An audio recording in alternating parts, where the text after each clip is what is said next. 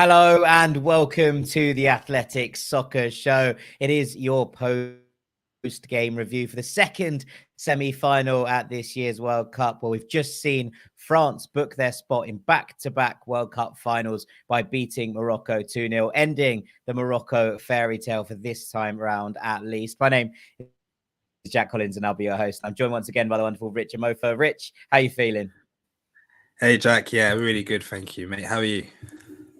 Yeah, I'm all right. I'm a bit gutted, I'll be honest. I know there's going to be plenty of French fans listening to this who'll be like, we don't want this kind of bias at the start of a podcast, but I'm always sad to see a fairy tale end. And so this Morocco team have been the story of the tournament in so many different ways, not just in terms of how brilliant they've been defensively, but their ability to get out of their own half, their ability to split teams open on the counter.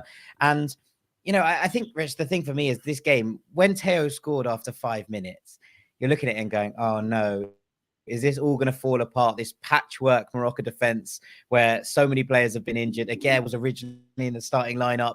He is pulled out before kickoff. Saiss limps off after 20 minutes. Mazraoui's pulled at halftime. You're looking at it and going, well, it's really held together by thread at this point, the Morocco line. But it never broke. And I think that's the kind of weird thing. If this had been 3-0 and all 3 goals have been scored in the first half, you'd be like, oh, it was maybe just a step too far. But it doesn't feel like that because of the way that this game played out.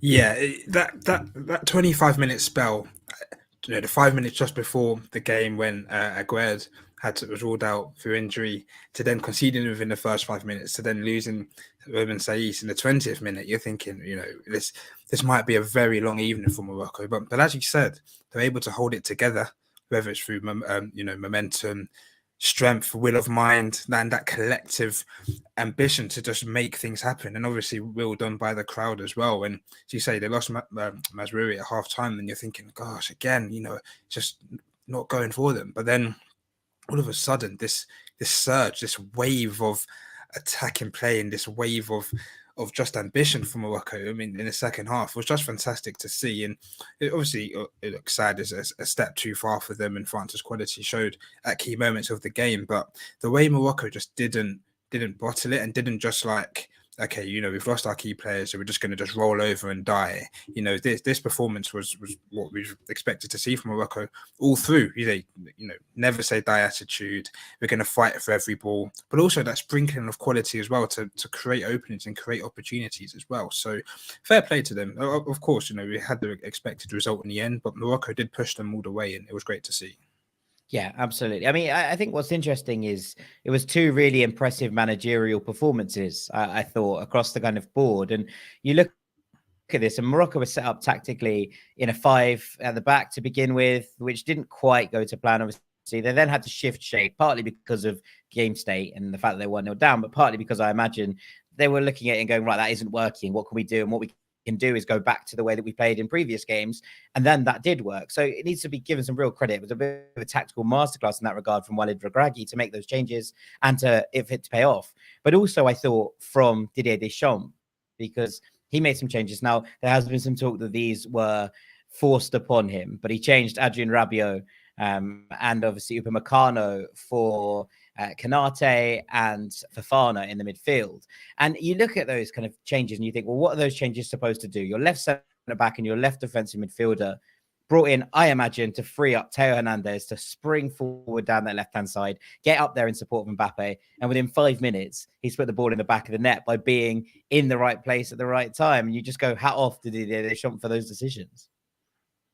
Yeah, fair enough. I think Rabiot and Upamecano, not feeling too well. I think there's a bout of flu, but it's probably a kind of a lucky stroke there in bringing in Konate, in that, I feel Konate is probably the better defender of the two, between him and Upamecano. I mean, we saw, his decision-making against England and always trying to nick in front, and we saw how he was left behind on a couple of occasions, and just felt Konate was just a bit more assured, a bit more composed at the back, and his presence obviously made a key difference. And again, the same in midfield as well with Fofana. I mean, I think from a French perspective, they would want to see Rabiot back in there just for, I think he's better on the ball, helps keep the ball moving, helps circulate play slightly better. But I mean, Fofana did play very well, and as you say, that defensive nous on that left-hand side to allow Teo Hernandez to push up the field.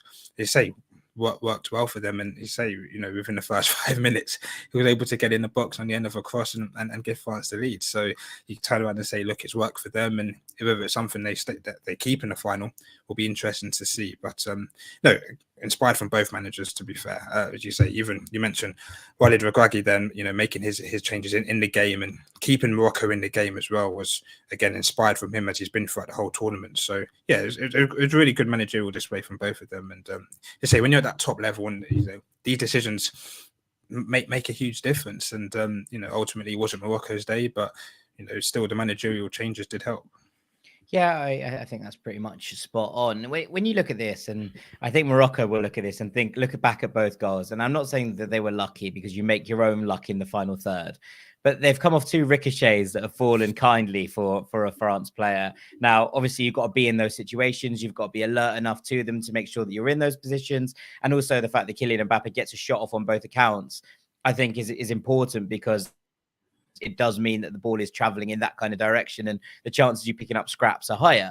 But Morocco will look at them and go, what can you do when luck's not on your side? Because those could have fallen anywhere. They could have ricocheted out of play. They could have ballooned behind. They could have gone in a different direction. Instead, they've landed perfectly at the feet of Theo Hernandez and Randall Kolo Muani, who'd only been on for about 15 seconds when it landed at his feet. And those are the 2 goals that have changed the game. Yeah, I mean, on the one hand, you look at it and think, why, you think you're being unlucky, or why these things not falling for us or in France's favour have got that luck. But as you say, I'm a big believer in making your own luck. And I think I've spoken before, France having that know-how, obviously being in this position before and scoring goals at key times in the game. So, they would have known that Morocco would have had the wave of support behind them to get in that early goal. And I think it's something that which they wanted to do. Getting the early goal was key, because it really just halted Morocco's momentum, and help settle France down as well. And then, of course, they had to weather a storm in the second half, and again, similar to the England game, weathered the storm, but got another goal just at a key time, just to kind of take the wind out of the opposition sails, really. So, okay, you can look and say it's lucky, but if it wasn't, if it wasn't for ricochet, I would have expected France to score through another means anyway. And of course, look, you have to be there. You have to follow up. You've got to be there. You've got to be in it to win it and put those chances away. So, no, it's fair play to them. I think, Rich, you've got to talk about Antoine Griezmann, because it was another masterclass today from him. And look, he's had kind of differing roles throughout this tournament, depending on the kind of way that the game is playing and the way the game is playing out. But I thought tonight we saw a complete number 8 performance from Antoine Griezmann. This is the role he's basically played in. Maybe it was a little bit more of a 10 today because there were 2 defensive midfielders behind him, but the amount of defensive work rate he got through, you wouldn't be buying that whatsoever, that he'd played as a number 10 today. And I think we've seen this throughout the tournament. He was everywhere. Whenever he wasn't bailing out his centre-backs, making important blocks in his own penalty area, linking up play in the final third, delivering these nice passes out to the wingers in order that they could get into those ascendancy positions. And also driving the ball himself, which we actually haven't seen all that much of, I don't think, during this tournament. Picking the ball up and actually pushing France into the opposition half. And when they were under siege for that first 20 minutes of the second half, it did feel like Griezmann was the only player that could get France out of there. And it's just another notch in the box for Antoine Griezmann. We know that that Lionel Messi has had 4 Man of the Match awards in this tournament, but Antoine Griezmann has been France's best player in pretty much every single game I've watched them in this tournament that he's played in. Yeah, I have to agree. He's been phenomenal in this tournament.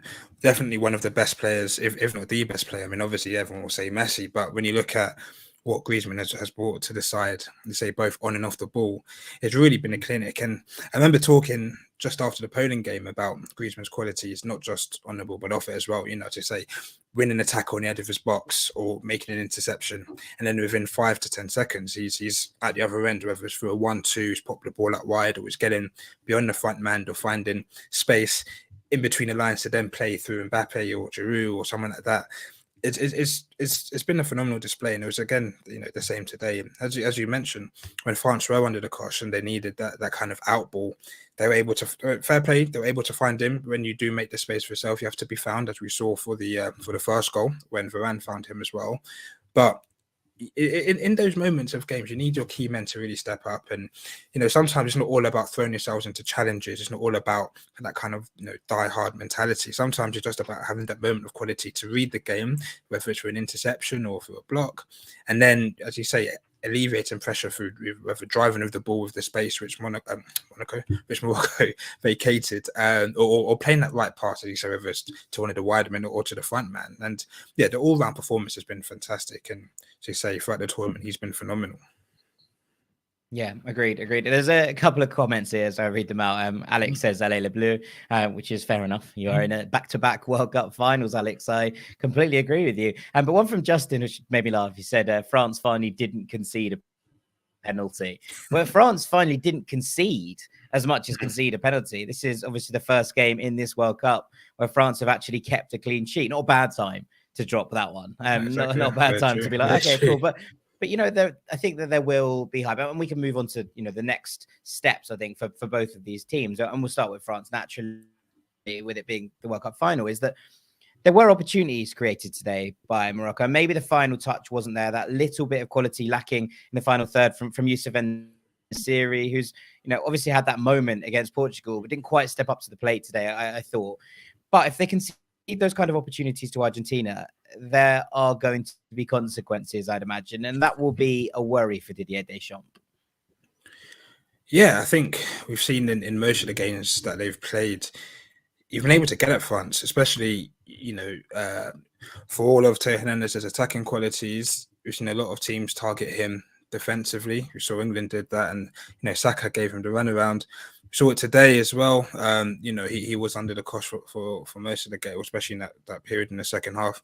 Same as Koundé as well. We saw that against Poland as well. I thought Koundé played well today, to be fair to him. Yeah, he did hold his ground. Did hold his ground very, very well.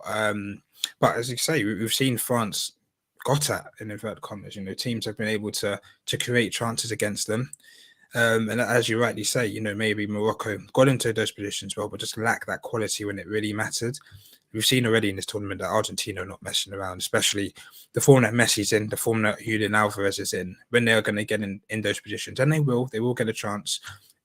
It's very likely that they'll show more quality and be deadly. So it's something that Didier Deschamps will need to think about. Of course, great time to get your first clean sheet, but as you say, they were under the cosh for large parts of the game, and against a better side, will they be able to be penetrated? Just remains to be seen. But as you say, always a good time to get a clean sheet going into a final, give them confidence to progress in that area. But it's something that they will need to sharpen up on for sure.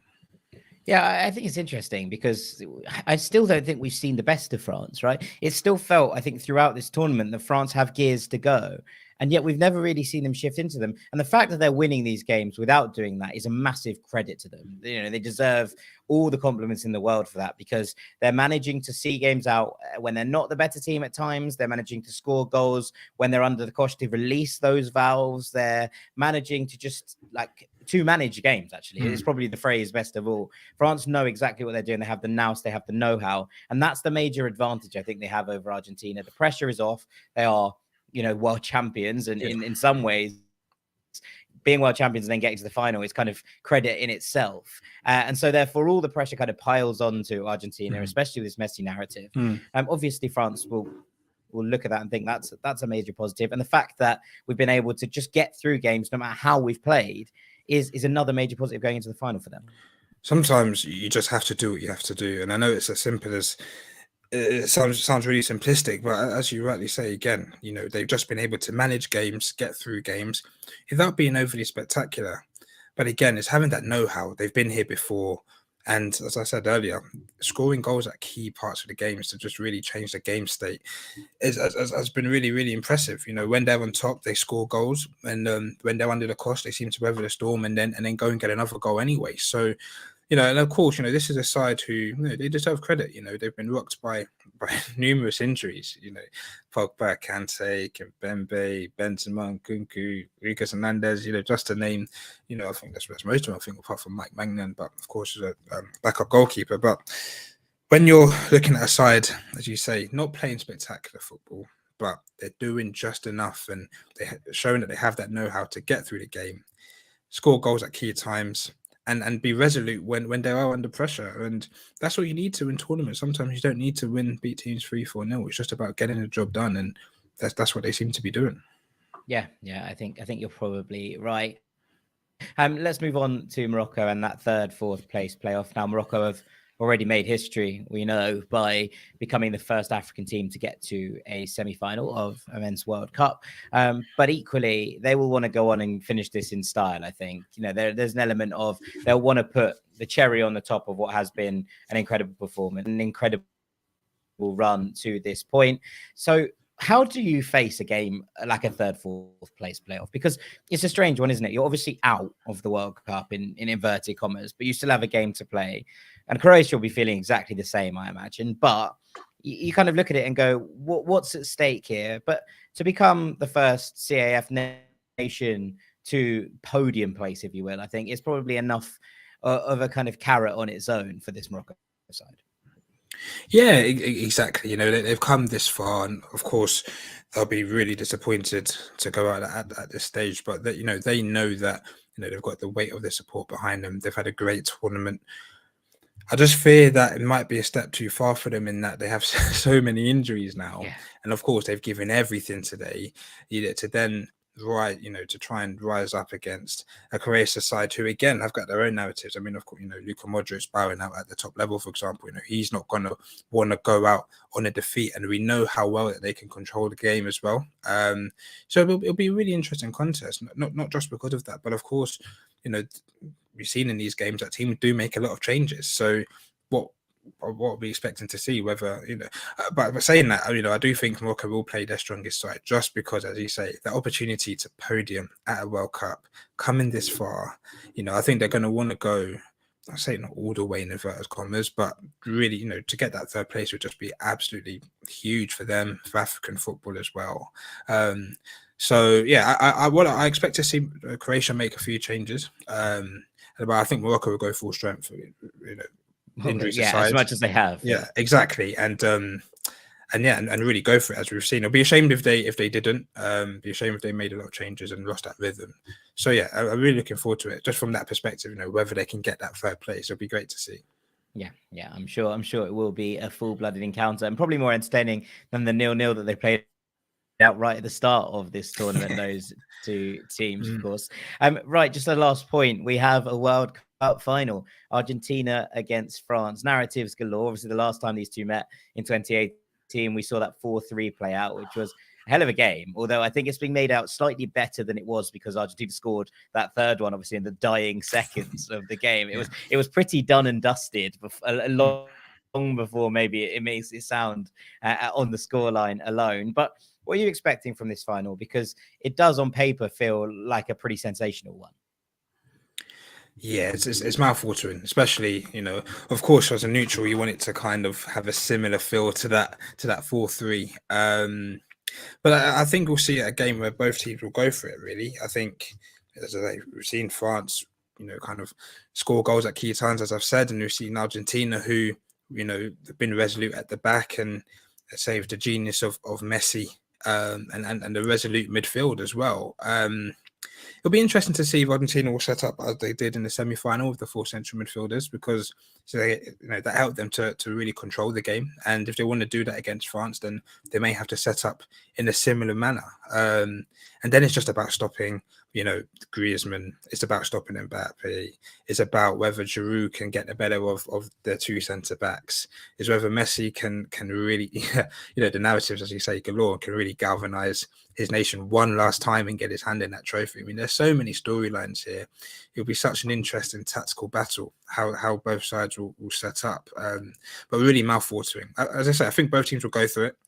I don't think it'll be as high scoring as before, but I think we'll see something spectacular. Or not just something. I think we'll see, the big players coming to the fore. That's what you want, isn't it? You don't want anyone. Yeah. You don't want it to be decided on a mistake or a refereeing decision. You want to see it ended on the moment of brilliance, and that's what I think will happen.